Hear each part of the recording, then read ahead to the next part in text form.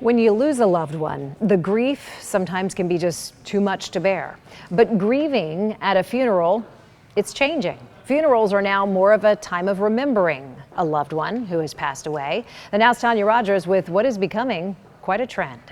If he liked you, there's nothing he wouldn't do for you. Ryan Leeds misses his dad. When his father passed away in 2009, he asked for one thing, his father's pen. Watching my father, who was, was a businessman, and I can recall him as a young child sitting at his desk and signing documents and doing deals. Because of those great memories, Leeds wanted his father's funeral to be a celebration of life. So why shouldn't we celebrate their accomplishments and celebrate their happiness?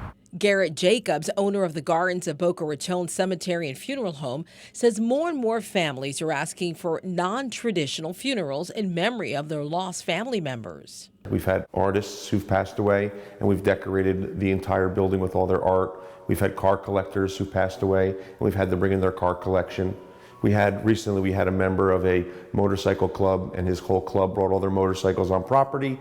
One of the things that makes this funeral home and cemetery unique is that once the loved ones are passed away, they are laid to rest above ground. So in this environment, and we have an elderly population that has walkers and wheelchairs, you couldn't walk across a traditional cemetery and get to your space to see your loved one if you have a walker or a wheelchair. A funeral home, a cemetery, and a chapel on the same property. I get the feeling of celebrating life instead of celebrating death. Reporting for The Now, I'm Tanya Rogers.